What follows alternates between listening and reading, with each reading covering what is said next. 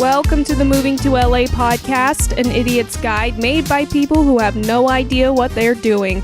I am your host, Jessica Sprague, along with my sultry husband, Andrew. How are you? Thank you. I'm fantastic. It's summertime, baby. I just got out. Me and all my friends, we threw our notebooks in the air. We ripped up all of our homework. School's out for summer. Yeah. Oh, wait. Life goes on ever as it was. Yeah, we did a musical number, that After Today, Life Something Something from Goofy Movie. Great. Great lyrics they had. Yeah, those are the exact lyrics. As soon as I started singing, I'm like, I guess I don't know the real lyrics, but that's okay. All right, so this week was actually it was a very interesting week. We have a few updates from our life to talk about.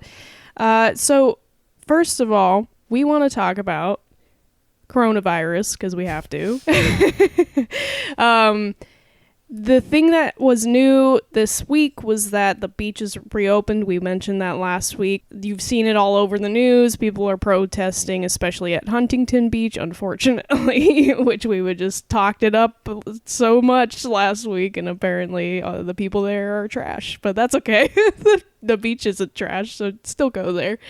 But the governor is talking about potentially starting to open things up again kind of soon. We have no idea what the timeline is with that, but he's been kind of teasing that. So I guess we'll kind of see. But it does feel like things are kind of just there's a more relaxed feeling around. Like I see people are sneezing in each other's faces again on the bus. The way life should be. America is healed. Yeah, exactly. No, I feel like people just they're not worried about it. They're just over it. And I'm just like, that's probably not a good thing. No, it's an awful thing. But anyway, so once again, we'll update you with anything that happens. The stay-at-home order goes till May 15th, which is still a little over a week away. So we will see what happens with that. A cool thing we got to do this weekend was we had a Q&A with Bob Odenkirk. Now, for those of you who have no idea who that is, he is Saul in Better Call Saul and Breaking Bad. He wrote and starred in a show called Mr. Show. I thought of With Bob and David first. I'm like, I know that's a show, but it's not what I'm talking about. But Mr. Show with David Cross. He wrote the Matt Foley sketch, the Van Down by the River. So he's very prolific in the comedy scene.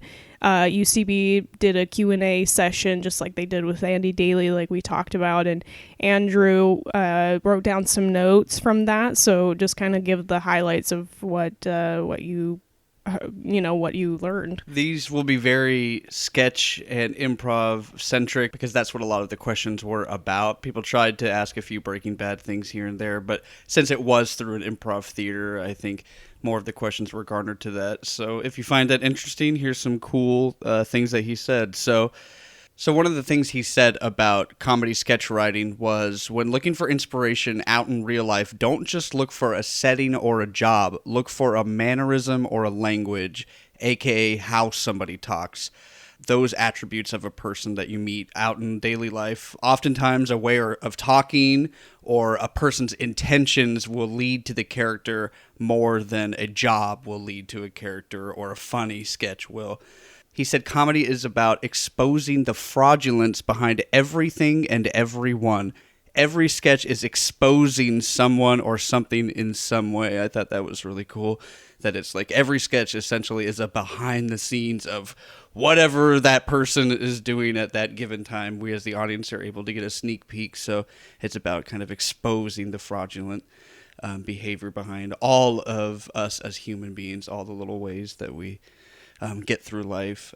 And I'll follow up one of the last ones. He said, a big thing in improv is playing to the height of your intelligence, and the concept of that is essentially, we want you to react in a way that a normal, relatively intelligent person would react to any given situation, so that other people can react differently against you and be able to heighten the tension or whatever's going on. And Bob Odenkirk said that he likes that concept, but he likes to build even further. And he says that rather than play to the top of your intelligence, play to the top of your character's dignity.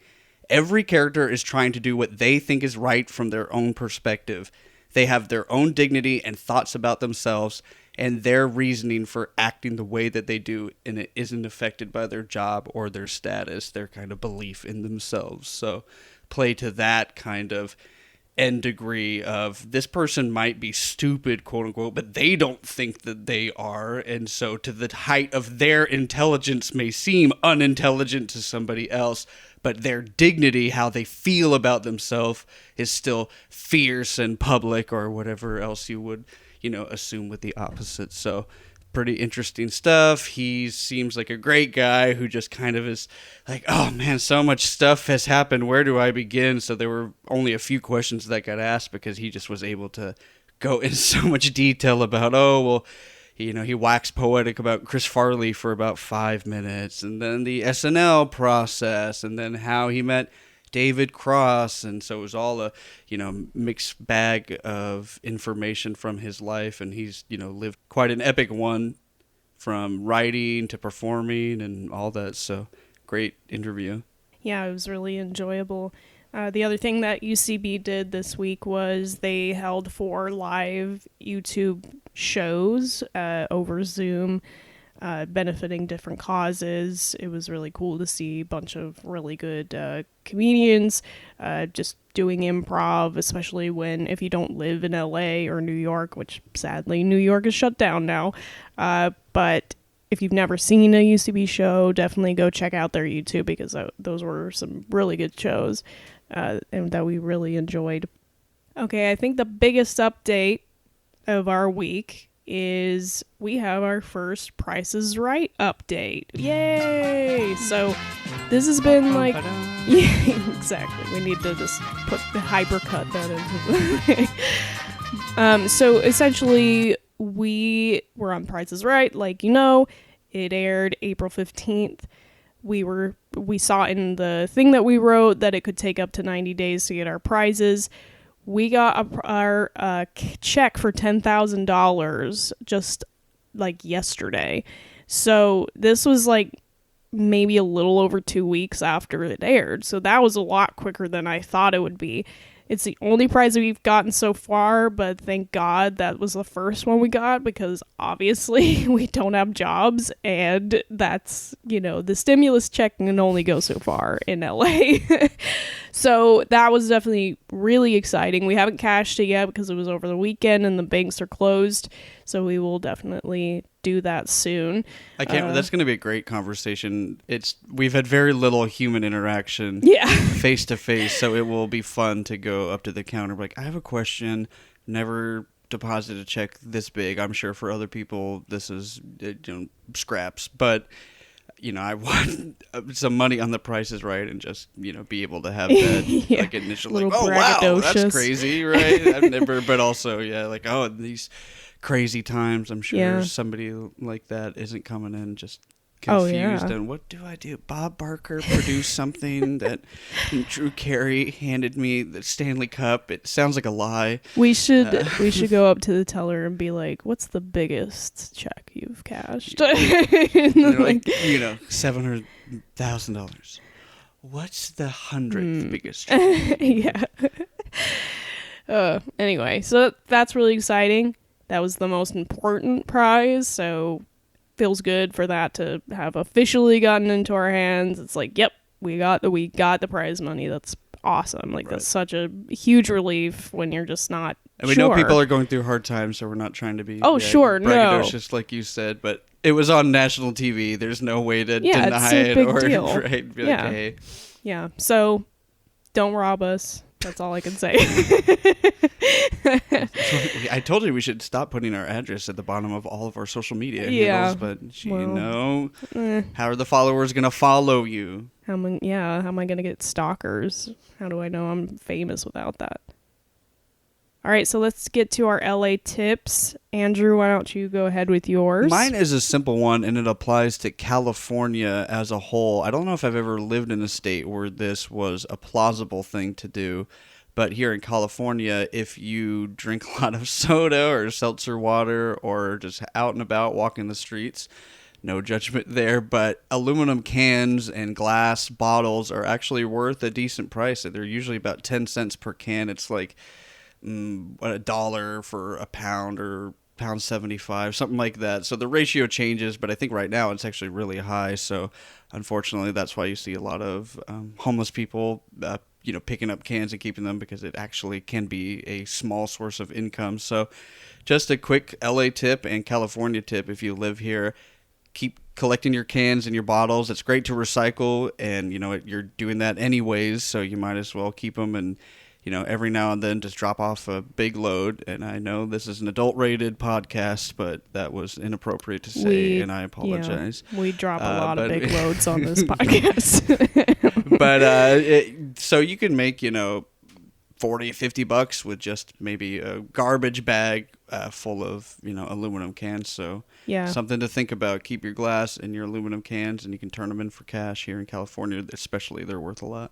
And where do you turn them into? So there's collection recycling centers. You'll just have to check out what city you're in. There's lots of different places that collect, other things as well, steel and copper and all that stuff. So if you ever have something to throw away or recycle, quote unquote, always check if there's a bunch of metal in it. I know we replaced a water heater a while ago at a group home that I worked at, and we got like $400 for recycling all the metal that was in there. And we didn't do anything, just dropped it off. So check that out. Okay, I have one last question. How much money do you think my cans are worth? As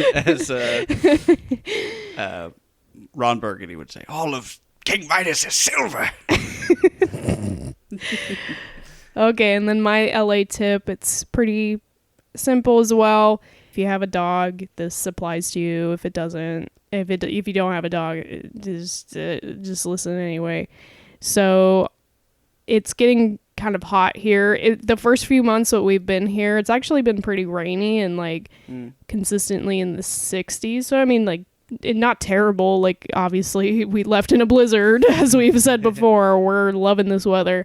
But now that it's starting to get hot in the 80s and 90s, as we are getting into May, we definitely It's gonna be May. Yeah, well, it is already. It's already May. Thank you.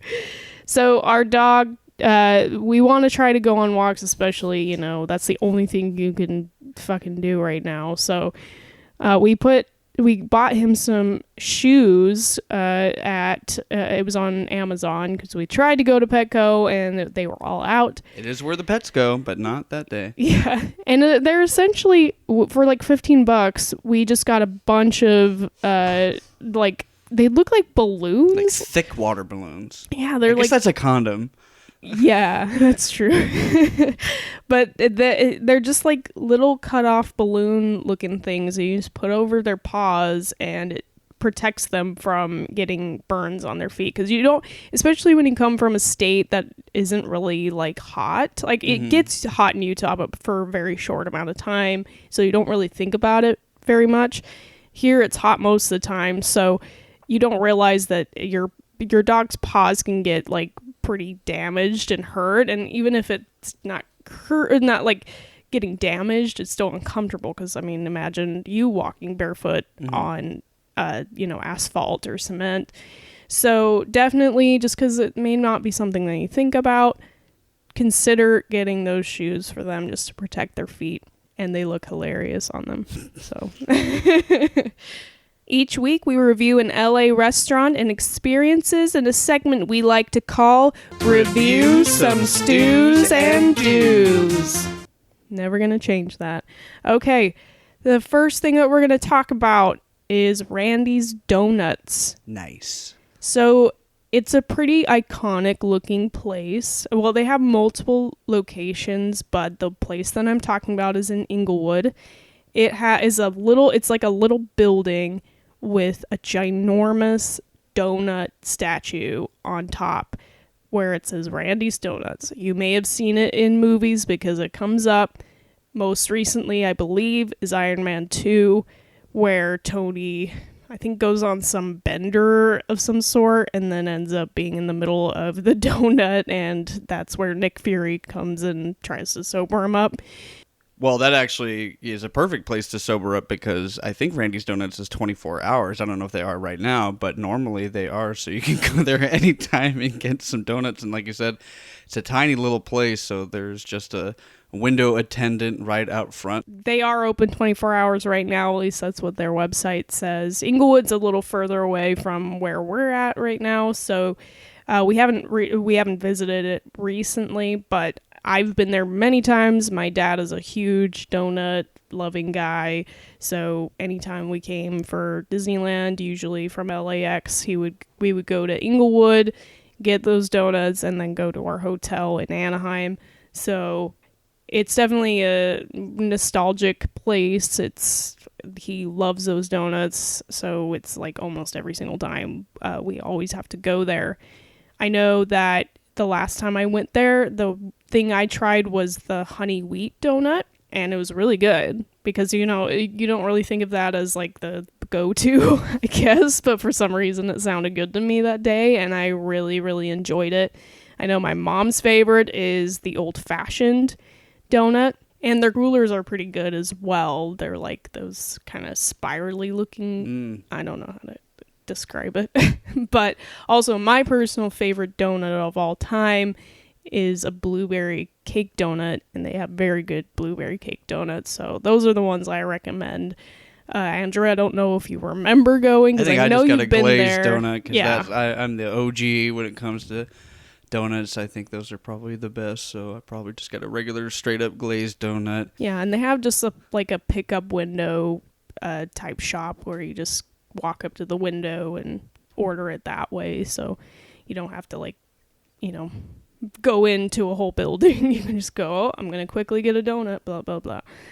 But it's a really good place. I thought up until recently that there was actually one on Hollywood Boulevard, because the last time I went to LA visiting was last July, and I remember right on Hollywood Boulevard and Hollywood and Vine mall, it was there on Hollywood Boulevard was like this little Randy's Donuts.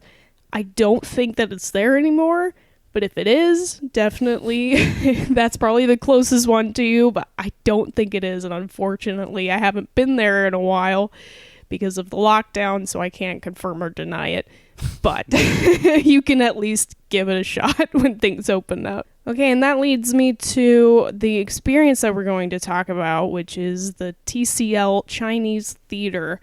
So that is right next to the Hollywood and Vine Mall, where Randy's Donuts was. Supposedly is. At least was there. I'm not sure anymore. But the Chinese Theater is like one of the most iconic places in Hollywood. It is... Right. It's what they would call a tourist trap. Yeah, I would say but probably the number one tourist spot in all of LA. So we figured, hey, we're going to talk about it eventually. Let's do it now while nobody should be there. Yeah. And you can experience it properly, far, far away from actually being on those sidewalks, because holy shit, that is the true epicenter of town. There are so many people, but we can get into it. Continue where we were. Sorry. Oh no, it's fine. That is where like a lot of street performers just congregate in front of, because the Hollywood Walk of Fame is obviously right in front of it. And is the costume people in an Elmo costume really performing, quote unquote? Well, yeah. In my opinion, yes. If you have a costume on and anything happens to you, it's performance. So essentially the theater, it looks like it literally looks like a Chinese theater. It's very like traditional Chinese type building. It was opened by Sid Gauman, I think that is how you pronounce his name, in 1927. So it's a pretty old building. Very iconic, mostly known because Sid would have the cement handprints and footprints that you always see, like the classic Marilyn Monroe, whatever. So they have all these cement blocks in front of the theater of all these celebrities from, the 20s to now because they still occasionally do it. And I don't know exactly how that's chosen, like how you get chosen to, because like a lot of people get like the star on the Walk of Fame, but like it's even less likely that you're going to get a cement handprint. So I'm not sure exactly the process of that or what qualifies you. The Twilight cast got one, so so who knows where they're at? I don't know. I don't know what the qualifications are, but it's really cool to go and walk in. It's free. You just can go right through the entrance and just see all the handprints and see, oh, Quentin Tarantino's shoes are like fucking huge, or like, okay, this person's hands are teeny. And it's really interesting to like see the dimensions of the celebrities. Right. It's one of the places that if you're visiting LA, you're probably going to just eventually go because it's going to come up on everything that you got things to do, especially that are free. And if you just moved here, it's something that you'll eventually go because you'll see all of West Hollywood. That's where it is, and kind of the whole bubble that is called WeHo. Everybody who lives here, NoHo, WeHo, Soho. Mm-hmm. But in WeHo, that is the Chinese Theater is the big part of that. Go once. Probably don't ever go again. Yeah, it's a fun thing to like show people who come into town and haven't been to LA or haven't like visited the big sites in LA, that sort of thing. But it's not something that I feel personally that I need to go and do. But the thing about the theater is that you can take tours of it. It is an actual movie theater. It's an IMAX theater It wasn't always IMAX theater, obviously. They renovated that in 2013. We haven't seen the movie there. I wonder if Sid knew when they were creating this that they were going to be showing Minions or whatever in his giant theater. That's true. Oh, no. I don't want to think about that. But you can take a tour and kind of like get the history of it and you know, some random stories that have happened in the theater. The theater is... This is where Lincoln was shot. Yeah, yeah, exactly. You're the first guest that called me on that. Lincoln in the movie Lincoln. This is where they filmed it, yeah. So this theater, it did hold the Oscars for a couple of years in the 40s. But the Oscars have been all over the place. Right now it's at the Dolby Theater, and that'll be for a different episode once we're actually able to go to the Dolby Theater. We haven't seen any movies in the Chinese Theater, but it is a very like cool looking place. They have movie premieres there. So it's definitely, I don't know, it's cool to be there and kind of feel the presence of all these celebrities that used to be there from as far back as the 20s. So it's pretty cool experience. Just understand that it's super touristy. A lot of crazy people are there. Right. You're not going to want to park down near there. No. You want to park somewhere else and walk over because you can take the Walk of Fame, quote unquote, up there. All the people, the stars along the way. You can look at all the different celebrities down there on the street as you make your way to the handprints and footprints. So. Right. So just don't make eye contact and just walk right. With any Spider-Man or Batman. Because there are lots of characters there. And also, FYI, don't pay to get pictures with it. I'm sorry. Like, I'm trying to, like, support the arts, but it's not worth it to put your kid in with this, like, random guy and for $5. Anyway, so it's definitely something to do at least once, and it is something that if someone's visiting, it's a cool thing to show them, just because, once again, everyone should do it once, but it's not, like, super necessary to do. It won't take you very long either, so don't plan your whole day around that. No, it's pretty quick. Okay, so now it is our improv section. We're going to just have a question, and we are going to do a scene based off of the answer to that question. So what was the question that My question for you is, who was a friend from your childhood that you were jealous of, and why? And I'll let you answer while I think of one for myself. Okay. Well, it wasn't really like a friend. It was a friend of a friend. When I was in third grade, I had just met one of my best friends that we're still really good friends to this day. She moved in down the street. Yeah, I met Christ when I was 8. Found him more than met him. But. Yeah. But she lived right down the street, and so we became fast friends. And so she had this friend, her name was Courtney, and I don't remember exactly the situation, but I read in one of my journals from when I was 8, I had this long rant for some reason about this girl because she would get upset if I asked my friend Brianna to hang out because she wanted to hang out with her every single day. And so if she ever chose to hang out with me, she would like be such a bitch about it. I don't remember what she did, but I like just reamed her in this journal. It was like, she's so selfish, and like, you know, like, I'm her best friend, she's not her best friend, like, why does she feel so, like, basically just being like, she's so entitled. And like, obviously I didn't know that word when I was 8, but it's like, that's essentially, I just like was so mad that I had to write about it. So it was just like, I don't know, that feeling of well, I'm her best, like, we can only, if you're my best friend, you have to only have me as your best friend, you can't have another best friend.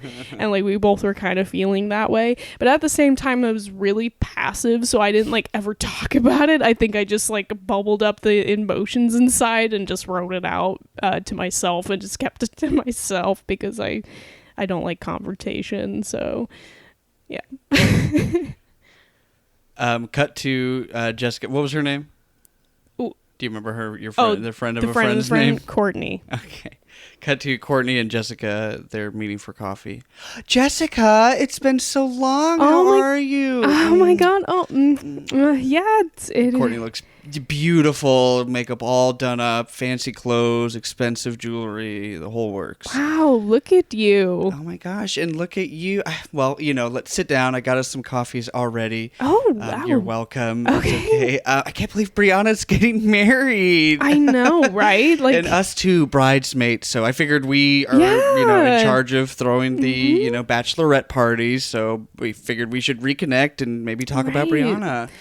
Oh, well, it's really funny. I was actually told that I would be the maid of honor. So who told you that? Oh, well, I thought it had been undecided. I thought it was, but then Brianna told me yesterday that she was pretty sure that I was going to be her. Hold on, let me get her on the phone. Let me make sure that this is okay. Fine. Oh, I don't have cell service in this damn coffee shop. Well, anyway, so you're going to be the maid of honor? That's interesting, especially because of, you know, the way your relationship with Brianna was before. You know, when we were kids, obviously. Well, no, we were best friends when we were kids. I don't know what you remember, but I remember that. Oh, yeah, you were a best friend of hers. That's for sure. I think you're, No, I was her best friend and she was mine, and that's how friendships work. You don't have multiple best friends. Oh, no, yeah. You have a lot of best friends. Right. But so, yeah, I think what her and I, that's kind of cute because what her and I had, it really was like an unspoken bond. That's kind of what we talked about a lot of times. It's like a little language we had, a look here meant this reference, this pop culture thing. And so kind of want to incorporate a lot of that into the bachelorette party. I think that would be fun. Oh. You know, true to her character and her nature and the people that knew her the best. So, like, you know, a lot of people were coming. Want to base a bachelorette party on like inside jokes that you guys have had? Yeah, a lot of the stuff that Brianna just thinks are hilarious or fun or romantic, you know, for her and Sam, you know, all that stuff. Because, you know, you remember it was me and, you know, who introduced her to her, you know, fiance or soon-to-be husband. So it's pretty magical. Yeah, I remember that because you guys had just broken up. That was a little... Right. Yeah, it didn't work out for me and him, but he's a great guy, and so I was happy to pair her with my unspoken bond friend. Yeah. Yeah, well, that's...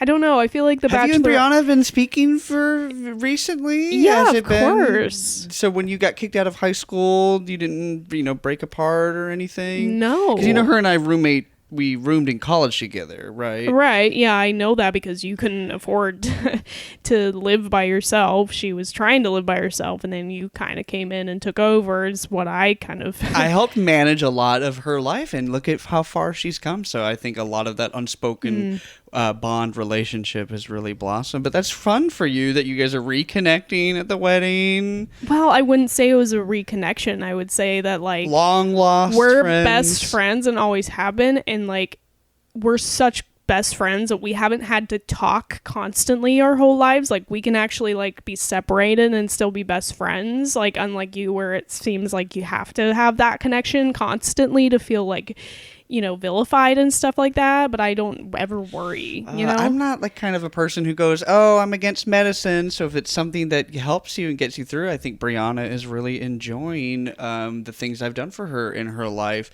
And to be honest, I think that giving you the maid of honor, it was really nice of her because she couldn't give it to somebody who needed it more. I really hope that this helps you, you know, improve your life. You'll look great in the photos. You know, hopefully you'll catch the bouquet. Maybe you'll get married one day as well. But I think that would be, you know, that's really great of Brianna to do that. And she's just so giving. And I think it's time we give back. Right. But the thing is the maid of honor is in charge of the bachelorette party, so I know in that some traditions. Well, in all traditions, actually, usually who's the closest, but go on. Right, which is me, which is why I'm the maid of honor. She chose me over her sister. Okay, like that means something. That's right. Saying something. Well, we can both agree that she is not nearly as close to Brianna as the both of us. No, are. I mean, like, I agree, but she's like a sister, and we are sisters, and I'm doing these all air quotes. So I know she's her sister, but she's like a sister, and we're sisters. I'm kind of like her older sister. Okay, I wasn't gonna tell you. And you're like her stepsister. I wasn't gonna tell you this, but when we were talking, you weren't gonna tell me? No, just because I didn't want to like make you feel weird, but honestly, like, what's going on? I was talking to Brianna yesterday, and she was like confiding in when I was with her all day. Well, she called me. Remember when I told you that yesterday? She told me that she was thinking that I was going to be the maid of honor. So Brianna only went to the bathroom once when I was with her, and I'm pretty sure that's when she called me. What happened? So she kind of talked to me, and she was like, you know what? Like, I'm going to have Courtney be my bridesmaid because, like, you know, she is a really good friend of mine, but I don't want to make her maid of honor because, like, honestly, this whole time I've been feeling like she's giving like a little bit of a lesbian vibe toward me, and and she just like felt a little sexually harassed, I guess. I don't know, like, that's what I got from it. And like that you've been like so close to her, like forcing yourself on her basically, that she's like, I think this is more than it what I thought it was. You know what this is? Oh my God. What? This is the work of Roxanne. Oh, Brianna has that dissociative identity disorder, and I believe this is one of the other people that lives inside Brianna, because that is the only way that she would ever have said that, and I have suspected it for years. So, wow, Roxanne's at it again. I think I'm going to have to control this whole wedding. I don't want Roxanne to throw it out, so I'm going to have to make all of these decisions for Brianna. So I'm so sorry, but as her best friend, I'm going to have to take control of the bachelorette party. Wait, so you think that Brianna has borderline personality disorder? Dissociative identity disorder. Completely different. Okay. And you would know that if you were friends with her. But I have an unspoken bond. No. That's the thing, is that I am best friends with her, and you're just essentially... And we zoom out, and it's Brianna's head, and these two people are just arguing inside of her brain, and they're two different aspects of her personality. So neither of them actually exist. And she's at her wedding day staring at her husband and see. Yay. I was like thinking about ending the scene as like just being like, where the fuck is our coffee? Like the whole time. Which is funny because like I actually kind of know Courtney still. Like I don't know her on social media or anything, but like her mom owns a coffee shop called Coffee Creations. in Saratoga Springs. Oh, sorry, I just randomly took us to a Yeah, so it was funny that you took it there. All right, so thank you so much for listening. Please check out our social media accounts on Facebook at Moving to LA Podcast, Instagram by the same name, and Twitter at Moving to LA Pod, as well as our personal accounts, Andrew. At A Sprog on Twitter, at Andrew Sprog on Instagram. And mine is at Jessica Sprog on Instagram and at Jessica_Sprog on Twitter. Please subscribe to our Patreon at patreon.com/MTLA. We currently have one patron. Her name is Kathy French. She is on the George Clooney tier. The really nice thing that she did this week was that she donated money to Wells Fargo. That was so nice of her. Yeah, she didn't want anyone to feel like they were, going to have to get another government bailout. So she wanted to just do that for them. It's really nice. Rather than have them open fraudulent checking accounts for her, she decided to go ahead and do it for them. Yeah. What a wonderful person. So nice. Thank you so much, Kathy. Please rate and review us and donate if you would like to help us continue on Patreon. If you have any suggestions, questions, or comments, please let us know. And please follow our YouTube channel at Sprog Comedy. We have a few videos up right now. They're doing pretty good.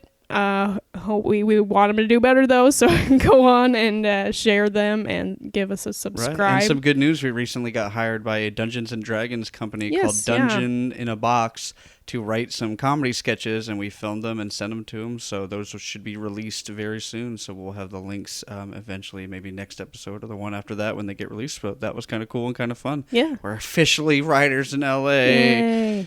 We can be done now.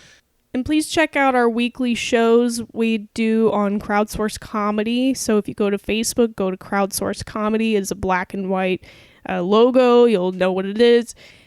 So every Tuesday, which is tonight, if you're listening to this when it comes out, so every week on Tuesday night, so the night that this episode comes out, there is a live improv show that we do over on their page at 7:30 Mountain Standard Time. So in LA time, that would be 6:30 here.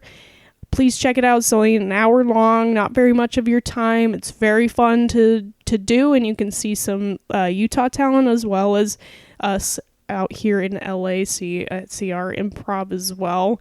It's really fun.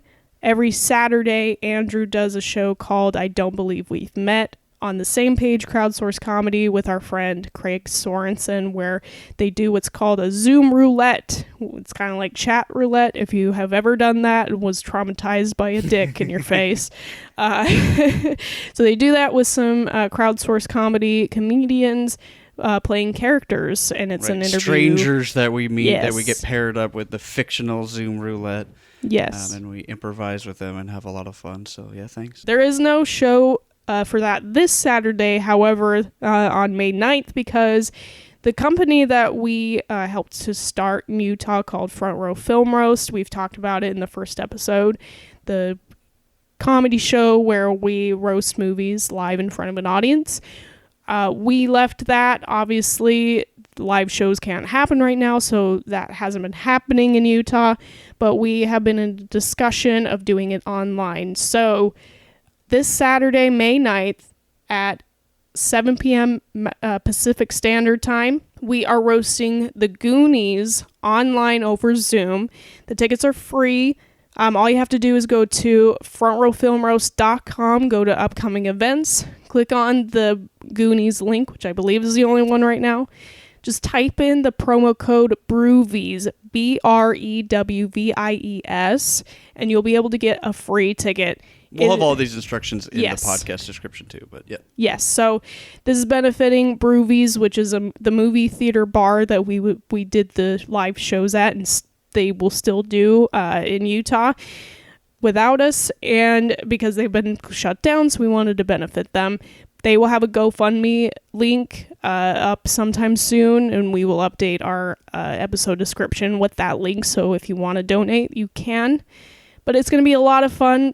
It'll be an experimental thing. We've never done it before. Right. So this is a classic movie. I mean, Yeah. The Goonies is as 80s as it gets. I think it's like 1985 or literally right in the middle. So yeah, that's the other thing is that people have been kind of talking about it, but it's the 35th anniversary of the Goonies, so it's kind of a special year to be doing it. Yeah. Come on, boys. But you can go over to the page Front Row Film Roast on Facebook. We have the event there. You can mark yourself as going or interested just to remind yourself of the event. But it'll be a really good time, so please do that. Thank you once again for listening. We will see you next week. And to sign off, if you can make it here, you've made it here.